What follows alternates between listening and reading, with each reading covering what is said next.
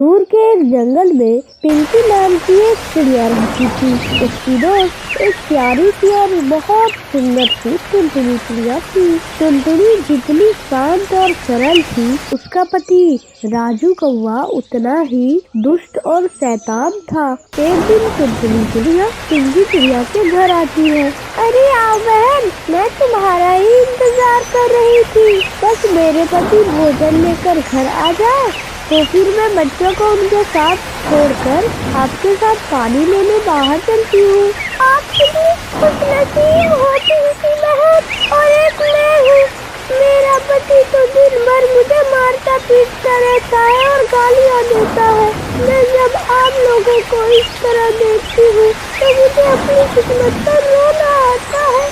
मेरे पति राजू कौवा तो कोई काम नहीं करते, न ही भोजन लेने जाते हैं और न ही बच्चों को अपने पास रखते और न ही पानी लाने जाते। मैं तो अपने बच्चों को घर पर अकेला छोड़कर आई हूँ।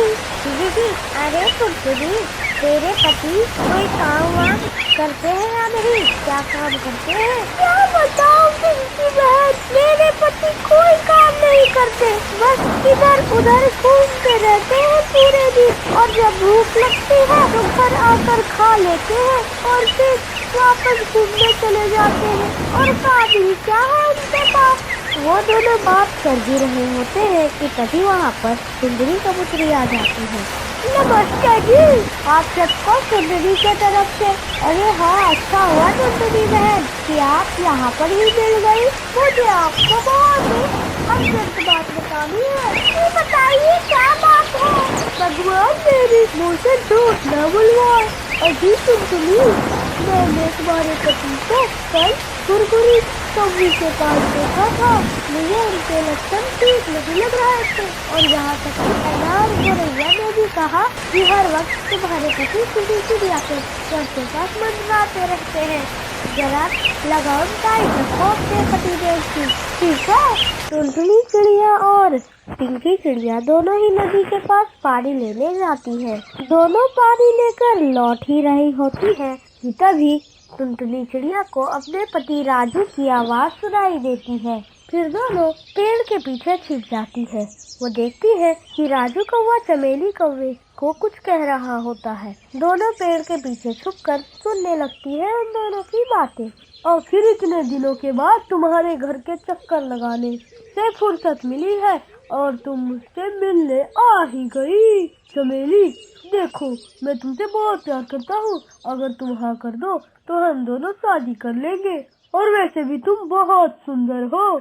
हाँ, आज मैं तुम्हारे प्यार का भूत ही उतार के आई हूँ। अरे शर्म नहीं आती आपको? मेरे पापा के उम्र के होकर दूसरी शादी की बात कर रहे हो।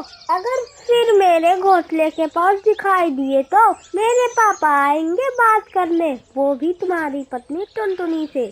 बुढ़ा कहीं का। तो फिर चमेली कौवी और राजू कौवा दोनों वहाँ से भाग जाते हैं। इधर चमेली और राजू की बात सुनकर टुनटुनी फूट फूट कर रोने लगती है।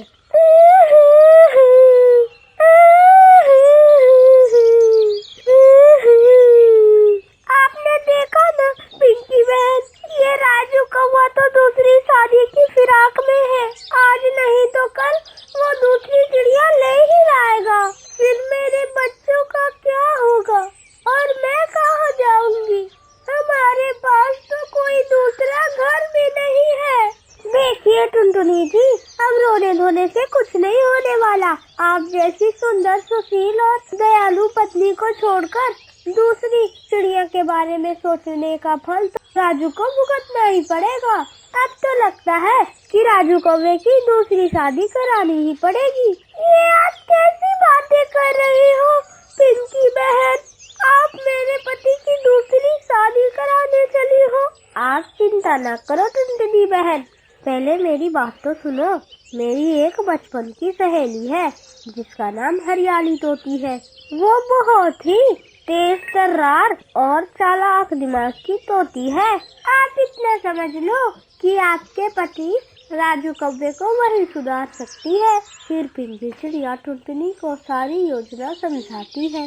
फिर टुनटुनी और पिंकी दोनों ही उड़कर हरियाली तोती के पास जाती है और पिंकी उसे सारी योजना बता देती है। फिर अगले दिन हरियाली तोती राजू कौवे के पास जाती है और उससे कहती है, अरे वाह राजू जी, आपकी आंखें तो बहुत सुंदर है और आप कितने सुंदर हो।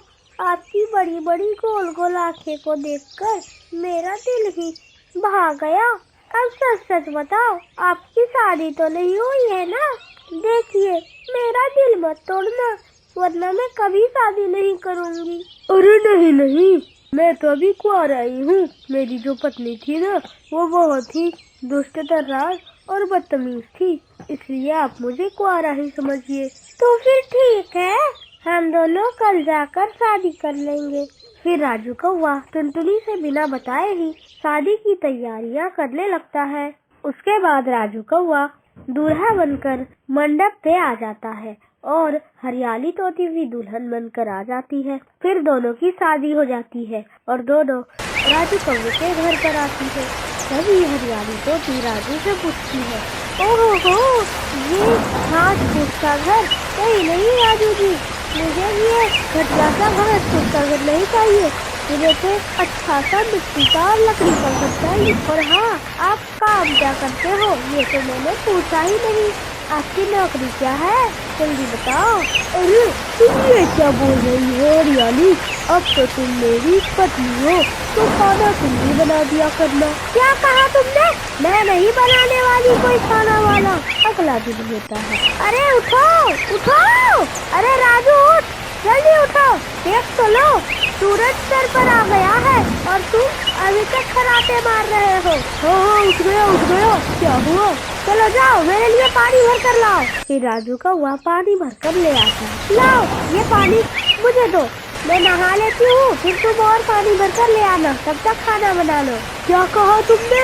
मैं खाना बनाऊं? नहीं नहीं, मुझसे नहीं होता अब और काम, घर में राशन ही नहीं है, तो खाना कहाँ से बनाओ? अच्छा, घर में राशन नहीं है, नौकरी भी नहीं है, घर में राशन भी नहीं है, मैं क्या करूँ? अगर जवान बीवी रखी है तो थोड़ा काम वाम तो करना ही होगा ना। चलो जाओ जल्दी, बाद में और पानी आना है। इसी तरह राजू दिन भर काम करता रहता है। रात को, सुनो, मेरी माँ के पैरों में दर्द रहता है, तो एक काम करो तुम, मेरी माँ के पैरों में हर रात मालिश कर दिया करो। इतना कहते ही राजू का सबर टूट जाता है। खबरदार, अगर तुमने एक भी काम के बारे में मुझसे कहा तो मुझसे बुरा कोई नहीं होगा। इतना सुनते ही हरियाली तोती राजू को डंडे से मारने लगती है। राजू कौवा अपने घोंसले के बाहर बैठकर रो रहा होता है। तभी वहाँ पर पिंकी चिड़िया आती है और राजू से कहती है, अरे राजू, तुम रो क्यों रहे हो? मैं अपनी बदकिस्मती पे रो रहा हूँ।